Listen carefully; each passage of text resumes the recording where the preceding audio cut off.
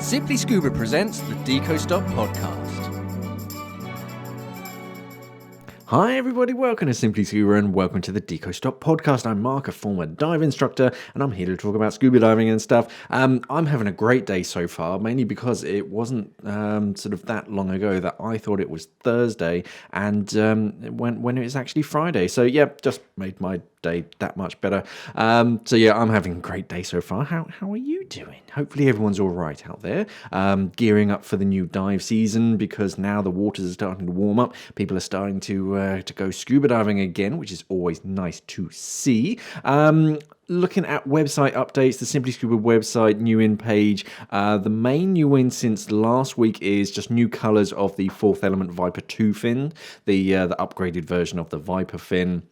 A few more colours have been booked in, and they're in stock in all of the different sizes. The Shearwater Swift transmitter is back in stock, so that's a pretty cool transmitter for Shearwater dive computers, and it's got lots of clever technology in that it has like two-way, it has sensors and all sorts of stuff to make sure it doesn't interfere with other communications, because with a lot of transmitters, they're just beacons, so they just transmit their tank pressure and just regardless over a certain time, whereas the Shearwater Swift actually listens out, sees if anyone else is transmitting, and it's very Canadian, and sort of waits its turn basically, so that if someone else is transmitting, it's not going to interrupt and get all sort of like mixed signals and stuff. So yeah, very nice transmitter. That's in stock. All of these I'll put links down in the description below. And the Fourth Element Storm, the poncho, because it's still kind of cold, kind of drizzly. Well, I suppose depending on where you are, but yeah, definitely around here it's kind of cold and drizzly. It's nice to have that poncho just to throw over yourself at the beginning of the dive when you're setting your gear up, so you don't get cold and wet, and in between dives, again, just to sort of keep you nice and warm and dry. On to social channel updates. So this Friday's AskMark, which you'll find over on the YouTube channel, I talk about defog solution recipe. Someone asked sort of whether I make my own, and I do, because yeah, there are all sorts of commercial defog gels and sprays and things, but there are some recipes where you can make it yourself.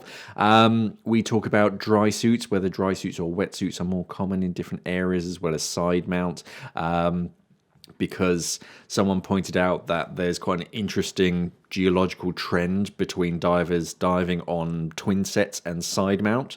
In Europe, it's quite twin set heavy, whereas in sort of Mexico and Southeast Asia, it's a bit more side mount heavy when you're diving two cylinders, and they were just kind of wondering if I could discuss why. And I think it was mainly down, or I hypothesize that it's mainly down to gloves, really, because side mount has a lot of bolt snaps and clipping things, and I've tried it over here in like the winter time with real like thick clunky gloves, and it can be done. It's just fiddly, and you've got your dry suit and your undersuit. It is quite cumbersome on side mount, whereas with twins you just sling them on your back and you go.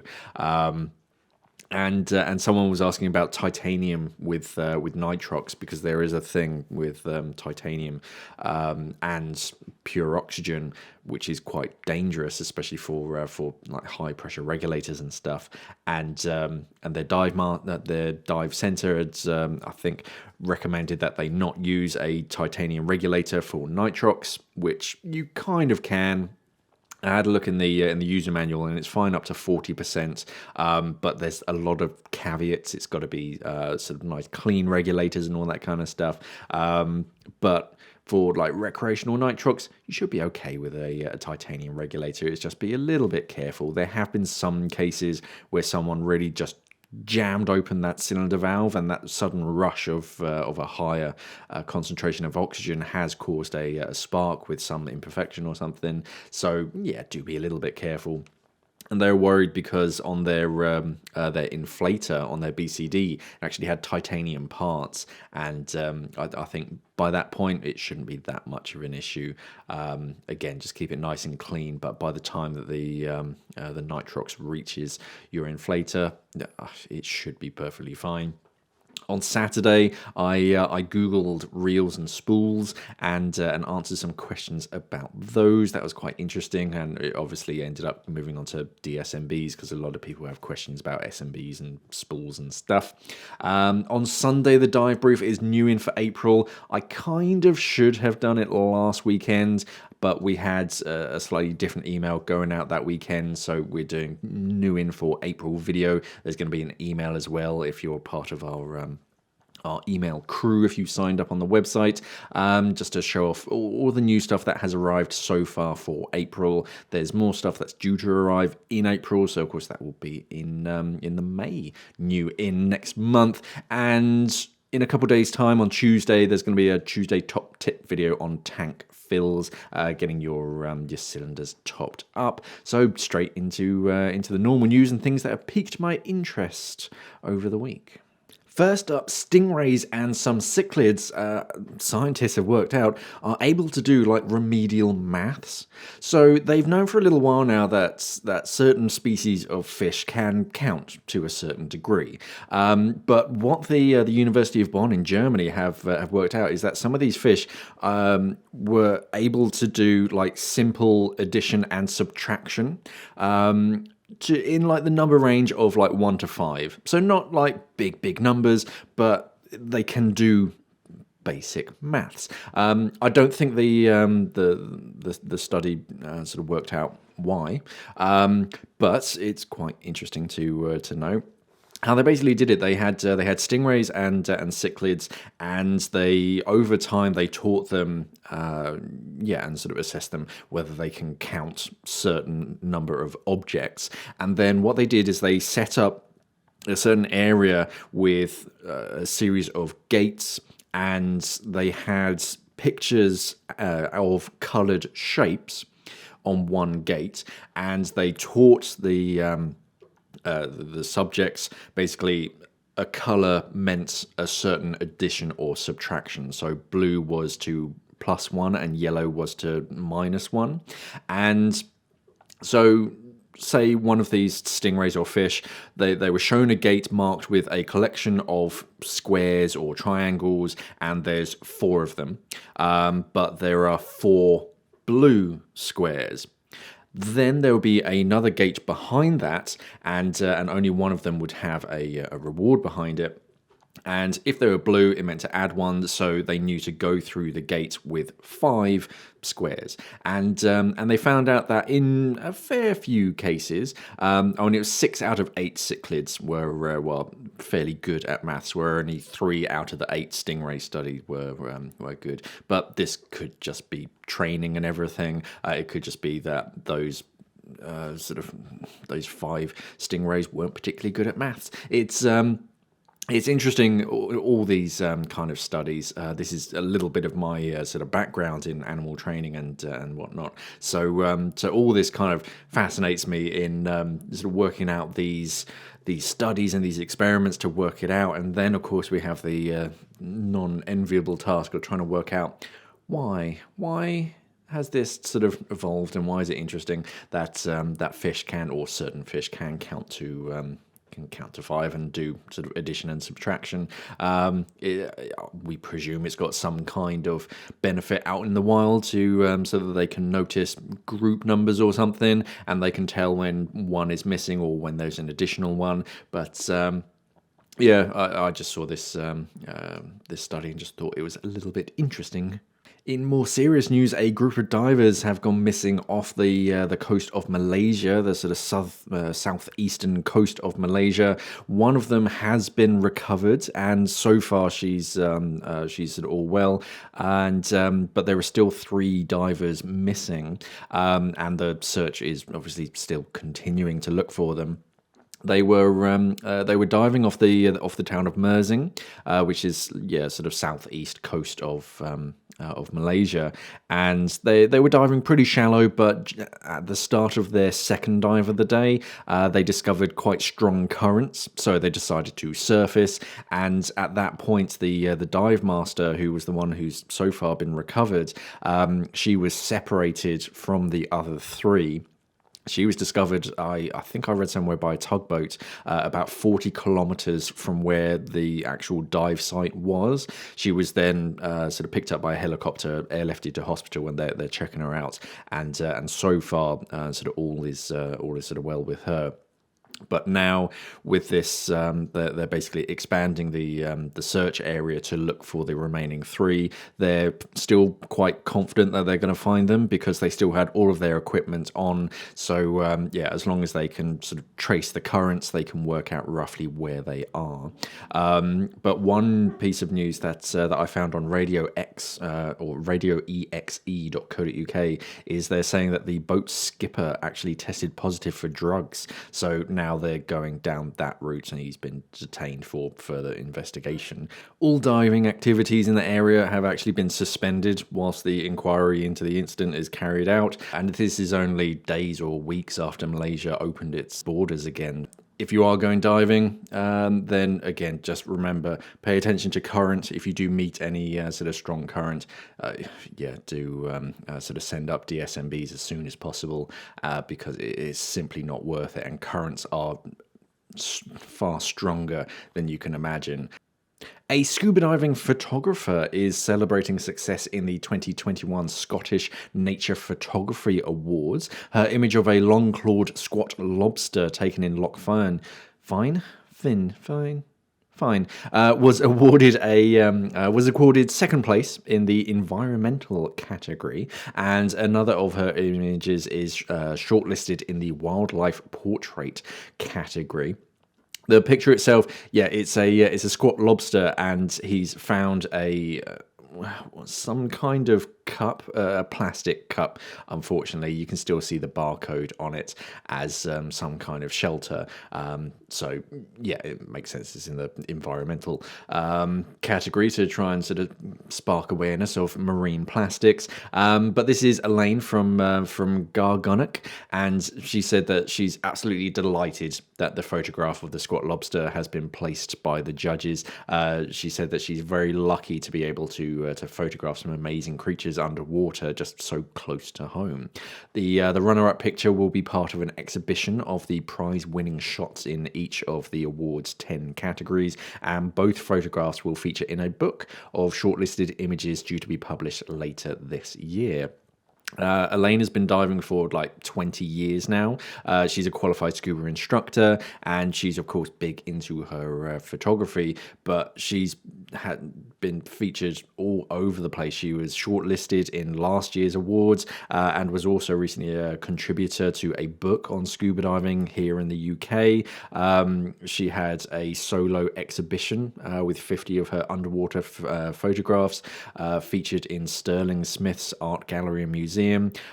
She's also sort of written for a range of publications, including the Scots Magazine, Scottish Wildlife, Diver, the Undersea Journal, just so much out there. So it is nice to see even more success and trying to bring more awareness to just diving at home, because there's a surprising amount to see out there, even in sort of British waters. So many people think it's just cold and green and whatnot, you don't see anything, but there's a ton out there. We even have nudibranchs as well. So if you've never experienced British diving, maybe this summer is the time to go. And if you're getting a little bit bored of the traditional Easter egg hunts, then you can head over to the Shark Trust, because they have a great egg case hunt this year. This is a reoccurring section, or it's more of a study that they do yearly. It started back in 2003, where they're basically asking people to sort of go out and about, scuba divers included, and try to record as many of the of shark eggs or mermaids' purses, depending on what you call them, and record their location, their size, and all that. If you can, take a picture of them, and then sort of record your egg cases, send it to them, so that they can basically get a snapshot of where these species of sharks are breeding, and sort of how many numbers and all this kind of stuff.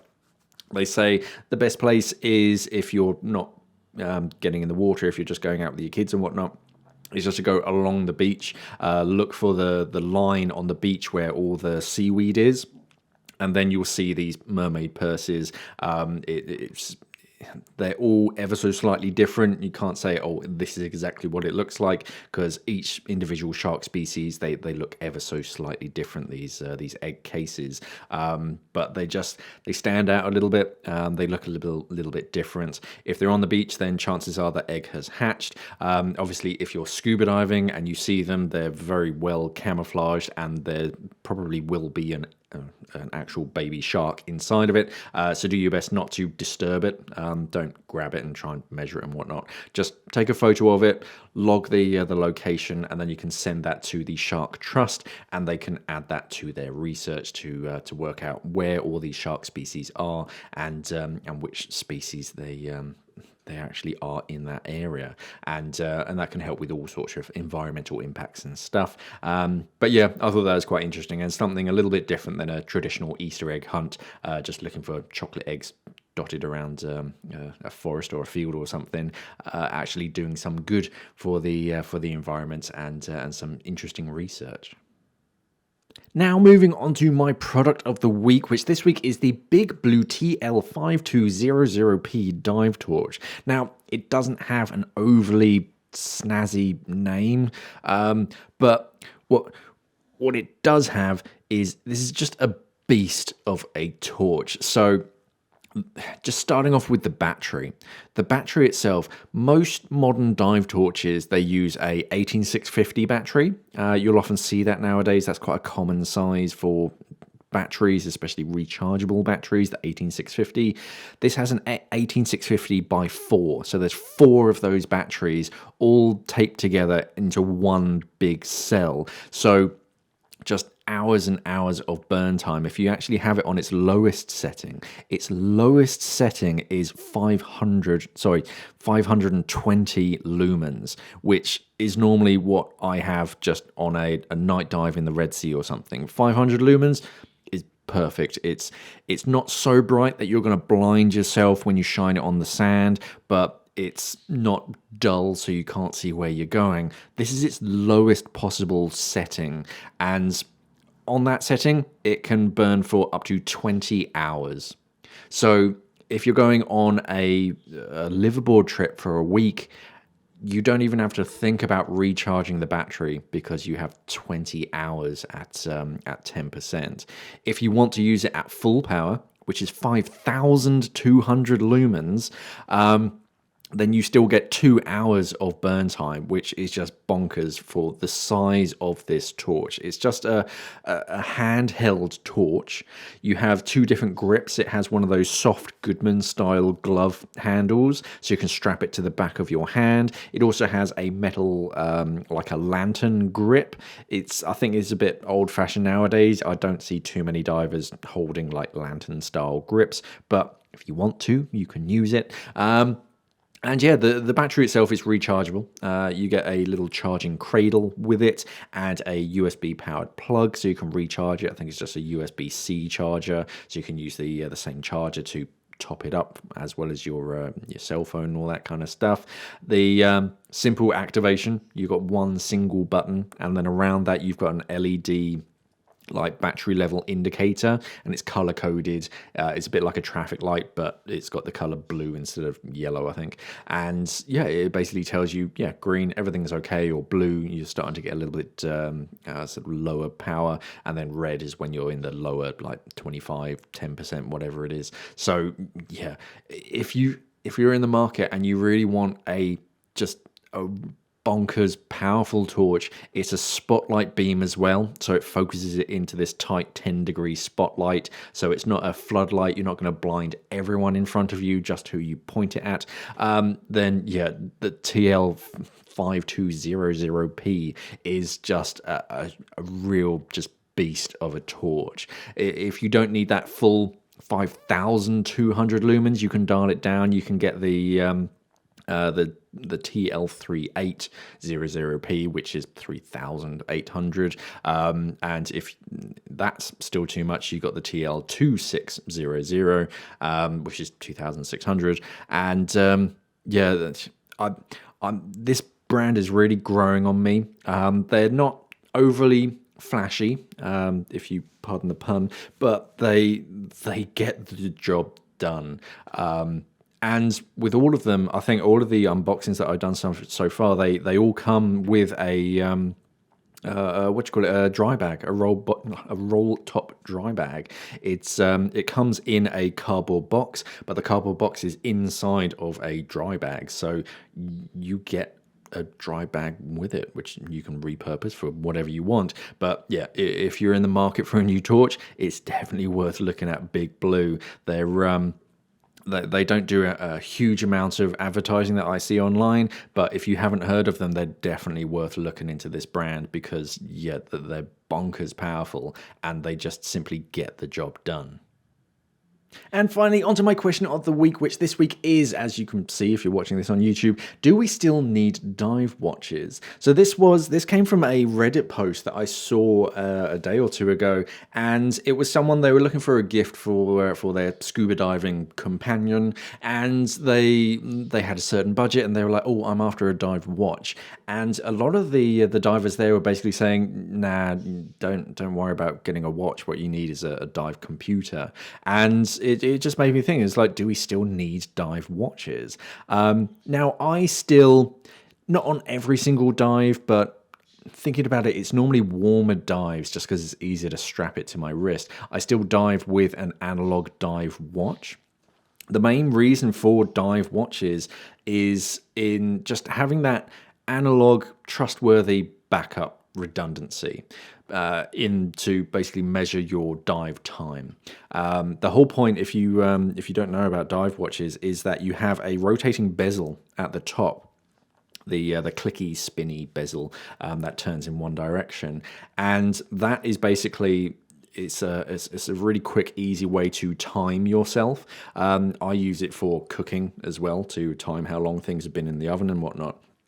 And they're really quick and convenient. All you basically do is you rotate the bezel so that the arrow that's usually at like the 12 o'clock position, you rotate it so that's pointing at the minute hand when you begin your dive. And then as you go on your dive, as time passes, the minute hand turns and it sort of points to the section on the bezel, and that tells you exactly how long your dive has been. So it's a really quick, analog, just simple not budget, that's not the right word, but like analog way of measuring dive time with minimal input. And in the unlikely event that your dive computer should flood or run out of batteries or fall off your wrist, whatever, at least you have that analog backup so that you know roughly, well, exactly how long you've been under the water and how long you're staying at certain depths, so that you can do a rudimentary safety stop based on other gauges. But